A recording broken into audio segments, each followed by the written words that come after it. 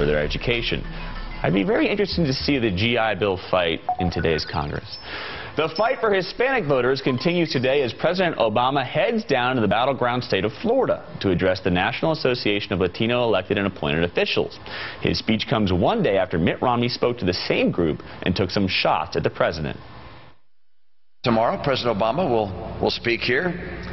Of course, that's the first time he's spoken here since his last campaign.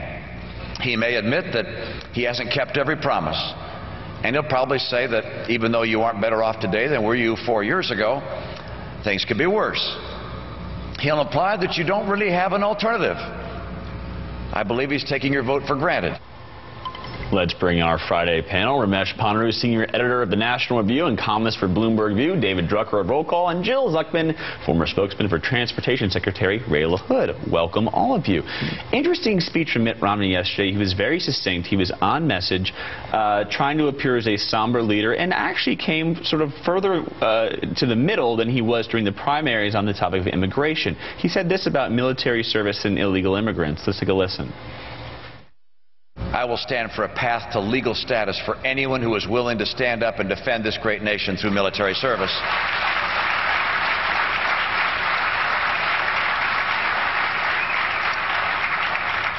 Those who have risked their lives in defense of America have earned the right to make their life in America. Ramesh, is this a winning proposition for Mr. Romney here?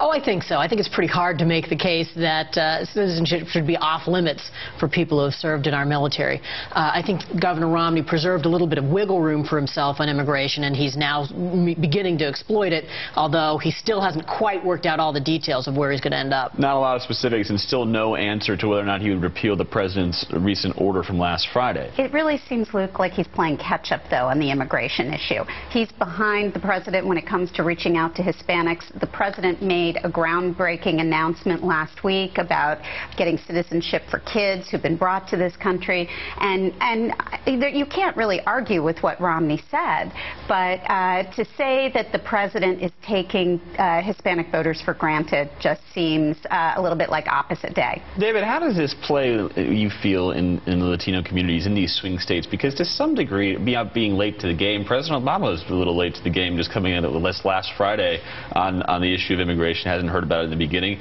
Mitt Romney now coming to the middle. Do people see through this at all?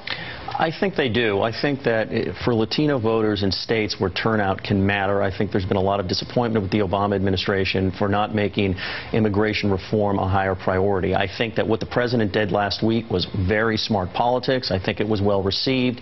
And if Governor Romney had not responded the way he did, it could be deep trouble for him because of the Latino vote in states like Colorado and Nevada and Virginia and possibly Arizona. So we always knew that Governor Romney was going to have to evolve on immigration, to use that term, and get to where he's headed. The question is, can he shrink the margin with Latino voters from where it is now to where he's at least at 30 or 35%? I really think he needs to do that in order to have a chance to win in November. The Obama campaign is out with a new commercial regarding the immigration policy, and they're trying to keep the issue going. Let's take a listen.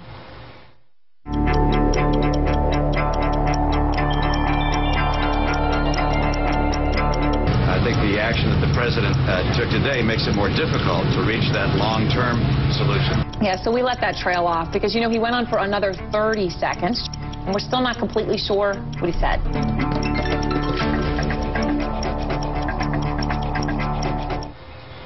Ramesh, how big of a problem is that for Mitt Romney, just saying that, well, I would come up with a plan that would supersede whatever the president has done? Well, I mean, I think the ad is sort of totally inside baseball, that people are going to be, 7 days to come up with a policy and in a soundbite that's acceptable to the press is just no actual voter, I think, is going to care about that. Jill? I don't know. I think it kind of reinforces this idea that you're not exactly sure where Mitt Romney comes down on certain issues. And that's been the thing that has dogged him for years, that he's willing to say one thing and then he's willing to say another, depending on the circumstances. And I think they're trying to underscore that notion. And one thing the Romney campaign has wanted to do is get another surrogate out there. That's why we've heard of a possible earlier selection of VP than usual. And David Drucker, you had an interesting article about Rob Portman and what it would mean campaign to Mitt Romney in Ohio. And we have an NBC poll up there, shows Obama no Portman 48%, with Portman 47%. Very fascinating stuff.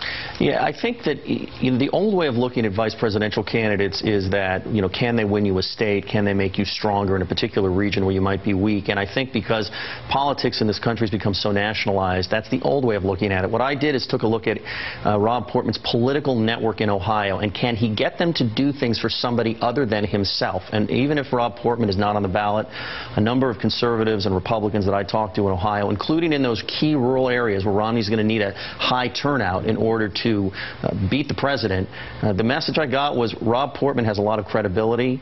He's got credibility with the Tea Party faction. He's got credibility with your rank-and-file Republicans and rural Republicans. He can get them to go to work for Governor Romney even if he's not on the ticket, and that's why I think he is such an asset for the governor in ways that many people might not think about.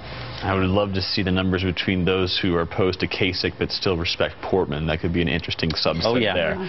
Trivia time. We asked, what animal did President John Quincy Adams keep in a bathroom in the White House? I blew this one because the answer actually is an alligator. I guessed it. I remember reading it in one of those books in elementary school. It's a funny story. The gator was a gift from the Marquis de Lafayette, and it lived in the East Room bathroom. That's how you win the state of Florida. Keep a pet alligator.